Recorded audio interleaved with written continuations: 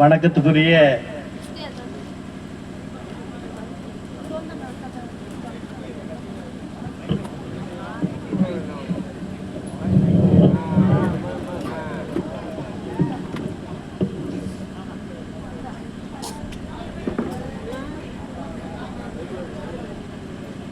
என் அன்பு உறவுகளே,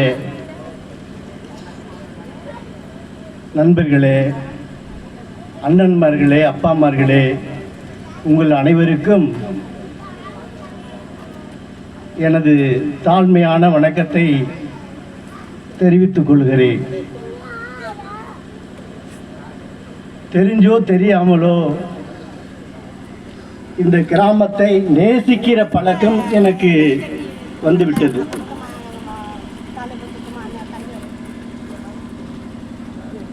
நான் இதுக்கு முன்னாடி இந்த எவ்வளவு அமைப்புகள் எல்லாம் இருந்தாலும் நாம் தமிழர் அமைப்புக்கு ஒரு நன்றியையும் வணக்கத்தையும் தெரிவிச்சுக்கிறேன். இன்னைக்கு இப்போ விடுதலை சிறுத்தைகள் வந்தாங்க, நாம் தமிழர் வச்சாங்க, கம்யூனிஸ்ட் கட்சிக்காரவங்க வந்தாங்க. எல்லாரும் இந்த போராட்டத்துக்கு ஆதரவான நிலையில் ஒருங்கிணைப்புகளை தந்தாங்க. அது மிக்க மகிழ்ச்சி. அதோட இப்போ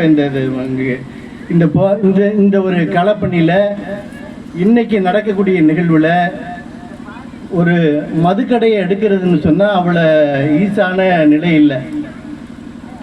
செண்பகபுரம் மக்கள் கவுன்சிலர் ஐயா கடந்த ஒரு 4 ஆண்டுகளுக்கு முன்னாடி அதை எடுக்கணும்னு முயற்சி பண்ணாங்க.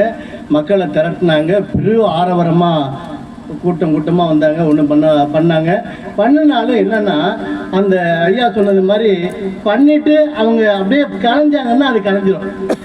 அதிகாரிகள் என்ன பண்ணுவாங்கன்னாக்க அப்படியே ஓரமாக தட்டி நம்ம கழிச்சு விட பார்ப்பாங்க. அந்த நிலையில் நம்மளையும் பண்ணாங்க. அதில் செண்பகபுரம் அம்மா தாய்மார்கள் எல்லாம் அன்னைக்கு நடந்த 24ஆம் தேதி 2வது மாதத்தில் நடந்த அந்த கலெக்டர் ஆஃபீஸில் நடந்த அந்த போராட்டத்துக்கு எங்கள் ஊரில் விண்ணப்பம் வைக்கிறோம், செண்பகபுரத்துலேருந்து வைக்கிறோம். எல்லா மக்களும் வாங்கன்னு சொல்கிறோம். ஏன்னா இந்த மதுக்கடைங்கிறது மிகப்பெரிய கொடுமை.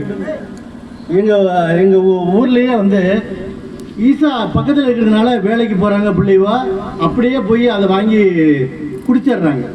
குடிச்சிட்டு அம்மா கிட்ட சண்டை, அண்ணன்கிட்ட சண்டை, அப்பா கிட்ட சண்டை, இப்படி சண்டை.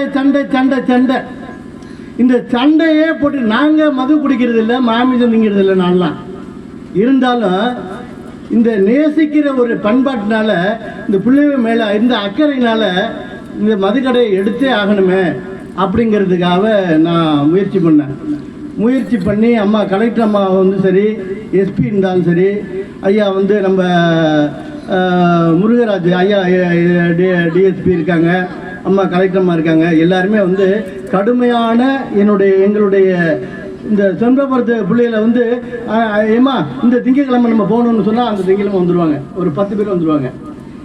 ஏம்மா நான் அடுத்த வாரம் வாங்கன்னு சொன்னால் அடுத்த வாரம் வந்துடுவாங்க. ஏன்னு சொன்னாக்க இது இப்படி அவங்களும் வந்துக்கிட்டு இருக்காங்க. ஏன்னு சொன்னாக்க நான் யாரோ ஒருத்தரை பார்த்து தான் நம்மளுடைய வாழ்வியலை வடிவமைக்கிறோம். அதில் என்னென்னா, எங்கள் ஊரில் அருணாசல தொண்டமார்னு ஒருத்தர் இருந்தார். நான் 1974 அப்போ தான் மின்சாரம் நம்ம ஊருக்குள்ளே வருது. அப்போ வர்ற காலகட்டத்தில் ஐயா என்ன செய்வாங்கன்னா, அங்கே இப்போ எங்கள் தெருவில் இங்கே இருப்பாங்க தருமன், வீரன், சூரன், அப்படி பேர் இருப்பாங்க. அவங்க எல்லாம் அந்த தெருவை கட்டமைச்சவங்க. ஏன் இதை நான் சொல்கிறேன்னா, இனி வரும் காலங்களில் அவங்கள தவிர இன்னைக்கு அடுத்த தலைமுறையில் இது மாதிரி சொல்லக்கூடிய நிகழ்வு இல்லை. இந்த நிகழ்வு இந்த வீரன், சூரன், தருமை அப்படிப்பட்டவங்க இல்லை. அவங்கள தாண்டி ஏதாவது ஒரு அடையாளங்களை, ஒரு செயல்பாடை சொல்லக்கூடிய நிகழ்வு இந்த தெருவுக்கு இல்லை.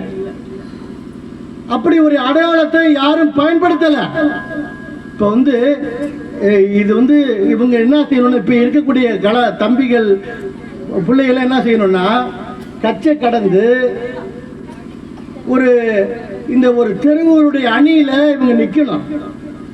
ஏதோ ஒரு கட்சி பாகுபாடு, ஒரு சாதி பாகுபாடு, இதை நோக்கி போறாங்க. நான் அந்த 1974 ஐயா அருணாசல தொண்டைமான் பள்ளிக்கூடத்துக்கிட்ட அப்படியே வருவார். வேட்டியில் மேலே சட்டை இருக்காது, ஒரு துண்டு மணி தான் போட்டிருப்பாங்க. அப்படியே வருவாங்க. ஒவ்வொரு குளமாக போய் பார்ப்பாங்க, ஒவ்வொரு குளமாக போவாங்க. கொன்றாச குளம், புளியா குளம், சடையா குளம், கொட்டியா குளம், இப்படி ஒவ்வொரு குளையமாக பார்ப்பாங்க.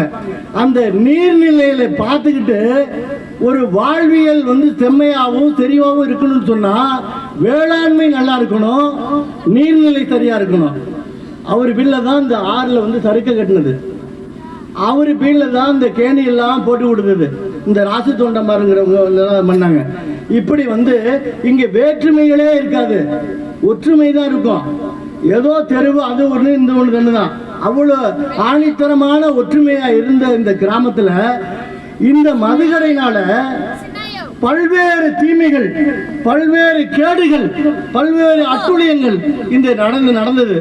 அதை காரணமாக வச்சுக்கிட்டு, மையமாக வச்சுக்கிட்டு நான் கலெக்டர், மாவட்ட ஆட்சியர்கிட்டையும் எஸ்பி ஆகிட்டோம்